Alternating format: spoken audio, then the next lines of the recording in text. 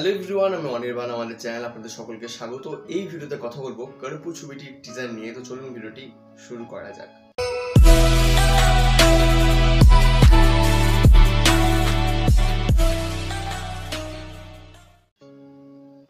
তো কার্পুর ছবিটির টিজার আমি দেখলাম, আজকেই সকালে এসেছে এবং প্রায় 15 মিনিটের একটা টিজার।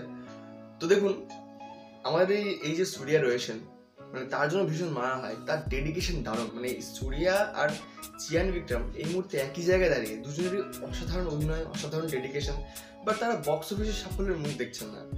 আর সূর্যা যে বিষয়টা হয়ে গেছে যে তিনি ডেডিকেশন ফুল দিচ্ছেন, বাট হয়তো গল্পের স্ক্রিপ্ট ভালো নয়, বা হয়তো প্রেজেন্টেশন ভালো নয়, বা গল্পই ভালো নয়, কিন্তু তার একটা ওই রোলেক্সের মতো জাম্প প্রয়োজন। মানে ওটা দেখি লোকে আর কি ফিদা হয়েছে।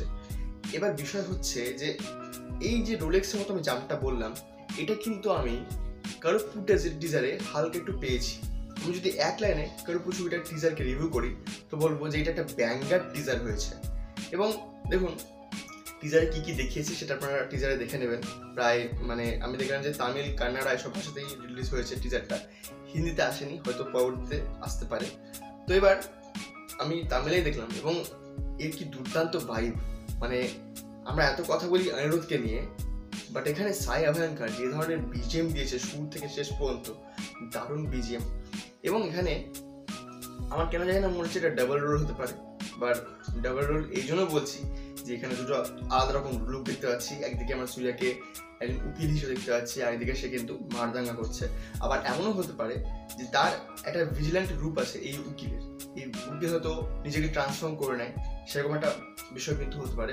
বাট এটা শুধু ভিজিল্যান্ট লেভেলে নেই, কারণ এই ছবিতে মানে আমরা এই টিজারে দেখতে পাচ্ছি একটা দেবীর কথা বলা হচ্ছে, যাকে ওই লাল লঙ্কা দিয়ে আর কি পুজো টুজো করলে নাকি সঙ্গে সঙ্গে আর কি জাস্টিস পাওয়া যায়। তো ওই রূপটা যখন আসছে সূর্যা, মানে ওই লাল লঙ্কা মাথায় দিয়ে, কঠিন একটা ব্যাপার। মানে সেই চেন দিয়ে চলে আসছে, গোটা সাদা জামা লাল লঙ্কা গুঁড়ো লেগে রয়েছে, কি লাগছে। এবং এক একটা সিন মানে আপনার অনেক কিছুর কথা মনে করিয়ে দেবে। কৈথির মতো সিন পেলাম, বা আমি একটা পোর্শন আছে যেখানে একদম আপনার রোলেক্সের কথাই মনে পড়বে। মানে ওরকমই তাকানো, মানে মনে হয় যে কম বয়সে যদি রোলেক্স হতো তাহলে একদম ওরকমই তাকানো হতো। এবং ওই ভাইবটা কিন্তু পেলাম ওখানে। আর অ্যাকশন সেগুলো দারুণ, নাচের কিছু পোর্শন দেখানো হয়েছে, কোরিওগ্রাফি সেখানে দারুণ, দেখতে ভালো লাগছে। টিজারটা কিন্তু খুব ইমপ্রেসিভ হয়েছে এবং আমাকে কিন্তু ইমপ্রেস করেছে। আমরা যদি এর আগে গঙ্গোবা ইত্যাদি সব দেখেছি, তারপরে দেখেছি কি অবস্থা হয়েছে, বাট এই ছবিটা আমার কেন জানি না প্রমিসিং লাগছে। বাট আশা করবো যে এই ছবিটা দিয়ে এটা মাসিভ কামব্যাক দেবে। এবার দেখুন, অনেকেই থাম্বনেল বানাবে যে এটা হয়তো একটা আর কি কামব্যাক হতে চলেছে, বাট আমার এটাই মানে মনে হচ্ছে যে এই ছবিটা আমি যেটা লিখেছি যে কান্তারা প্লাস অনিয়ন কম্বো একদম ওরকম হতে পারে। কারণ এখানে ওরকম একটা ডিভাইন ভাইব রয়েছে, সাথে আবার কিন্তু একটা ভিজিল্যান্ট মোডও রয়েছে। তো এই দুটো কিন্তু কম্বিনেশন এখানে হতে পারে এবং দেখতেও কিন্তু বেশ মজা লাগবে বলে মনে হচ্ছে আমার।